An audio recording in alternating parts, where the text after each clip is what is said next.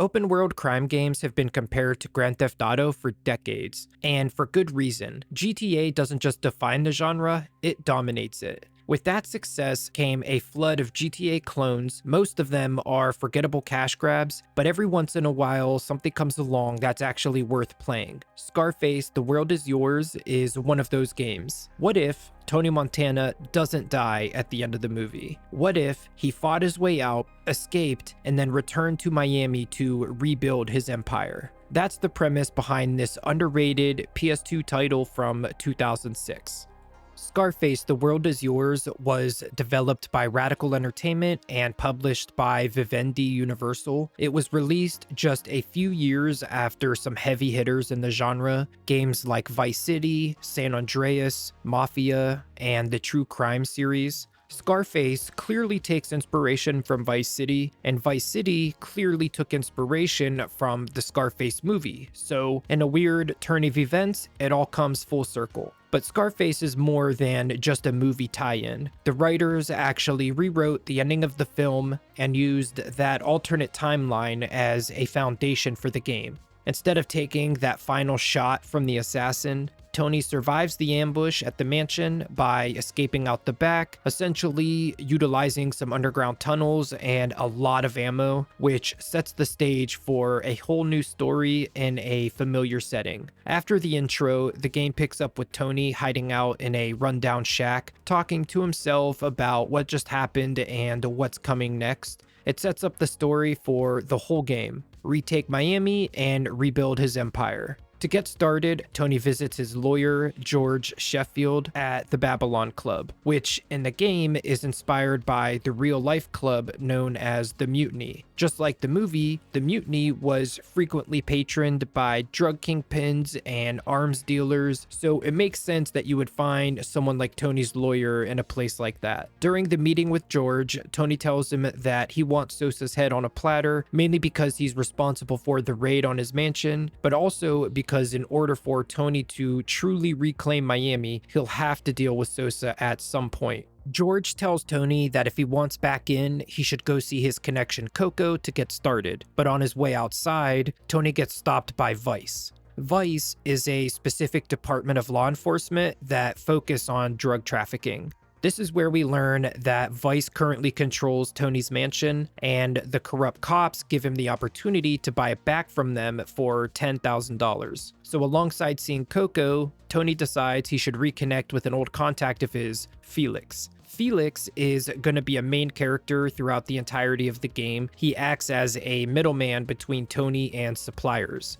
Once Tony gets to Felix, he learns that ever since Tony's empire was dismantled, a turf war has broken out between Sosa, Gaspar Gomez, Nacho Contreras, and the Diaz brothers. And they're all fighting to claim what used to be his. And not only that, but the price of product has gone way up as well, making business very difficult for Felix. So he's more than eager to start working with Tony again. Felix gives him a small amount of product to get started. Once we get to Coco, we're introduced to the game's dealing system. This is done through what I like to call the negotiation tool. It's a standard timing-based mechanic using a meter with a sweet spot. If you let go too early, you'll make less money, but if you let go too late, the deal will fail and the dealer will fight you. Once we make the deal at Coco's, we head back to the mansion to pay Vice the 10 grand. While talking to Vice, they tell us about how heat works in the game, which is essentially your wanted level. Basically, the cops rely on people like Tony to keep the economy flowing, so they don't want to get involved unless they have to. This translates to gameplay in a couple of ways. First, you have your main wanted level, where the more reckless your behavior is, like running into people and shooting guns in public, the more it will fill up. If the bar isn't completely full yet, you still have a chance to fast talk your way out of trouble by using the same negotiation tool from earlier on cops. If you hit the sweet spot, the cops will look the other way, and if you fail, they'll take all the dirty cash you have on hand as a bribe. There's a second aspect to the heat system, and this is kind of like a rap sheet. the more crimes you commit, the more your overall heat builds up. And the higher that gets, the faster the cops respond and in greater, better armed numbers. And you can take care of this heat by paying it off through the Empire menu. After the cops give Tony the rundown, he pays them off with the 10 grand, and we regain control of the mansion and earn some reputation points in the process. Reputation acts like experience would in any other game. Everything you do towards rebuilding the empire earns you reputation, and as you hit milestones, you'll unlock access to more things you can buy, like weapons and cars, as well as larger quantities of product. As Tony heads to his office inside the mansion, which is almost a one-to-one recreation from the movie, he gives Felix a call to plan the next move. Together, they plan for Tony to steal an armored truck full of dirty cash that Gomez aims to launder, and hopefully he can catch Gomez in the process. Before heading out, we check out the weapons locker to load up on guns. At first, you're limited to a few small firearms, but as your reputation grows, you'll unlock a full arsenal of weapons, everything from machine guns to rocket launchers. The weapon locker can be accessed from the trunk of your vehicle as well, which is a nice touch. You also have access to an arms dealer, which is how you fill up your weapon lockers. Once we get to the hotel where Gomez and the truck are supposed to be, Tony heads upstairs where a big party is happening. However, Tony is immediately fired at, starting a huge shootout, causing everyone who isn't armed to run and scream in a panic. This is where we get a feel for the combat system, and it's one of the ways that Scarface sets itself apart from the other GTA clones. Instead of the basic lock-on shooting that you would find in a GTA game, there's a precision targeting system. You can lock onto enemies with a button press and then use the right joystick to target specific body parts, letting you dismember and decapitate your enemies. When I first played this way back in the day, I thought this feature was the coolest thing ever. But coming back to it almost 20 years later, it definitely felt clunky and awkward at first. But by the end of this encounter, I was already readjusted to it and it felt great to use. After we're finished gunning down all the bad guys, Tony heads to the balcony to confront Gomez, only to be met with his head of security instead. They talk smack to each other for a moment before getting into a fist fight, and this is a good time to talk about Tony and trash talking in general. He loves talking smack to people, just like the movie. In fact, there's actually a mechanic in the game that lets you do it. You can press a button in combat and Tony will taunt the enemy by saying wild stuff to them, and every time you taunt someone, it fills up the balls meter, and yes, that's actually what it's called. Once your balls meter is full, you can activate rage mode. In rage mode, Tony becomes temporarily invincible and everything kind of slows down, and every kill you get will heal Tony for a small amount. I think the idea behind this was to copy the final scene of the movie where Tony is so yoked up that he barely reacts to all the bullets he's taken. Back in 06, this kind of mechanic was pretty unique. In fact, if I remember right, GTA didn't introduce this until GTA 5, which was many years later. After winning the fist fight, Tony throws the guy off the roof, which alerts more of Gaspar's goons downstairs. This starts a whole other shootout, and now Tony has to fight his way back out of the hotel, all the way down to the garage and steal the armored truck that we came here for. Once we're inside the truck, we have to drive it to the bank for safekeeping. On the way there, Tony finds a satellite phone in the truck, and he'll use this throughout the rest of the game for pretty much everything. Once we make it to the bank, Tony parks the bullet-ridden truck right out front and he heads inside to talk to the manager. After a bit of negotiating during a cutscene, they agree that Tony can open a new account under the condition that the bank gets a cut of every deposit Tony makes in the form of a percentage. And that's how laundering works in the game. Any money that Tony earns from missions or drug deals is considered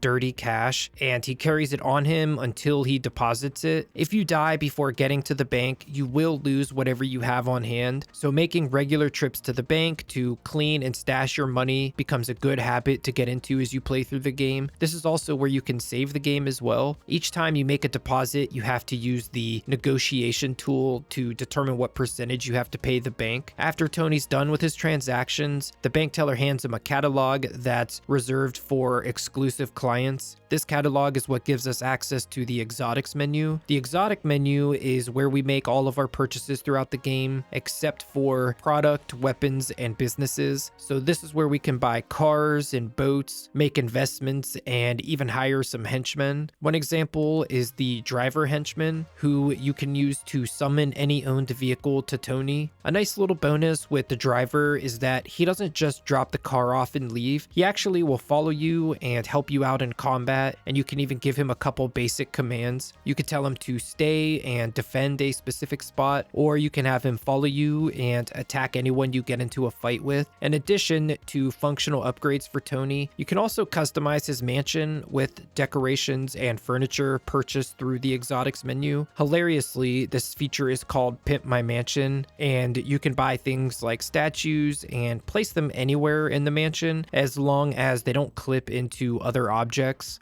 After Tony's done at the bank, he gives Felix a call on his new satellite phone. They talk about the next step in reclaiming Miami, and Tony decides it's time to start buying up legitimate businesses, using them as fronts to move more product. The process for acquiring these business fronts is always the same. You meet with the owner, you solve a problem they're having, and once it's handled, then they'll sell you the business. After that, they stick around to run the place so you can focus on your empire as a whole. Once you buy a business, you can go into the turf menu to install surveillance and hire some henchmen to guard the place. These upgrades will come into play once you start distributing kilos through your businesses a little later in the game. Tony begins rebuilding his empire in the first district, Little Havana. The first business he picks up is Pedro's pawn shop, followed by a few more in the area. Once he's bought out every business in the district, the next major story mission unlocks. Tony heads to the Babylon Club. Drunk and alone when things suddenly go south, he gets ambushed by a huge group of people.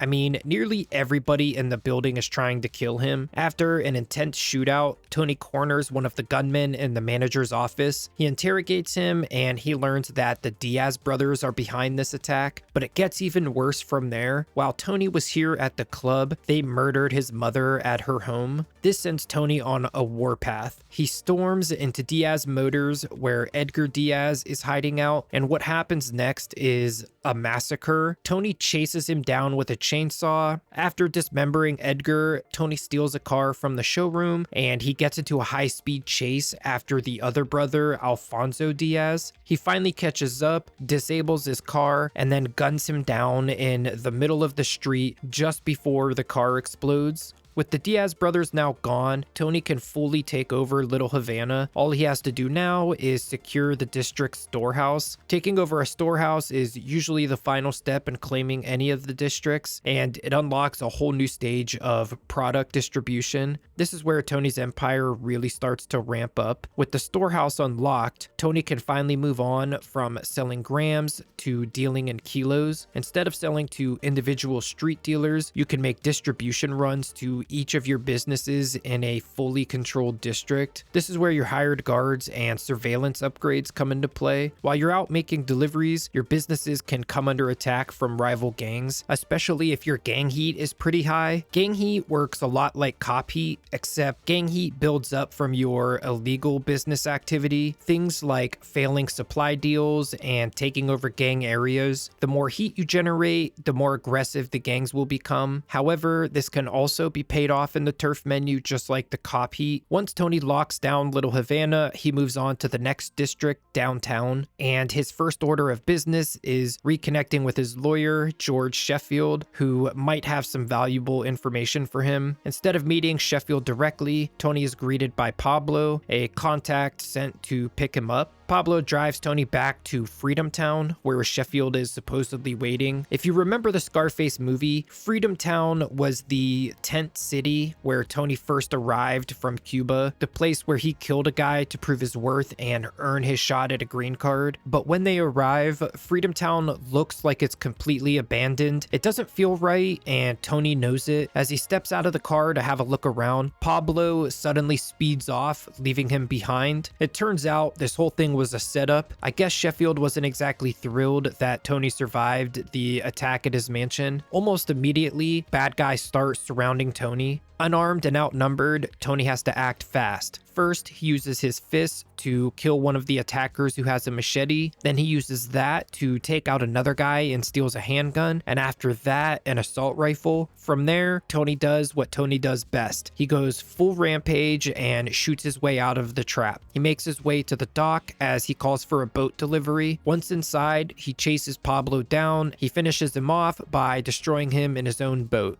After this minor setback, Tony continues to gain control over downtown the same way he took control of Little Havana, one business at a time. And once he has the downtown storehouse, he gets a call from the Sandman. He wants to work with Tony because they both have the same goal of wanting to see Sosa gone. Sandman invites Tony to the island so they can talk business, and this unlocks an even greater stage of product distribution. Now, Tony can travel south to the islands either by boat or his personal seaplane to buy product there in much larger quantities than before, and then smuggle it back to Miami to then distribute it to his businesses from there. After doing some smuggling and building up his reputation, Tony gets word that Nacho is also on the island, holed up on a massive tanker that doubles as a floating casino. Naturally, Tony decides to pay him a visit. When he boards the ship, he starts talking to one of the accountants working there, but then Nacho shows up. The moment he sees Tony, he panics, orders his men to open fire, and then he takes off. And then all hell breaks loose after that. Tony has to shoot his way through the tanker in search of Nacho. After fighting his way through dozens and dozens of enemies, Tony finally catches up with Nacho up on the deck. Nacho, in fear for his life, decides to jump ship and try to swim to a nearby speedboat. Tony grabs a nearby sniper rifle and manages to hit him, making him bleed into the water. But before Tony can finish the job himself, a shark appears and literally eats Nacho alive.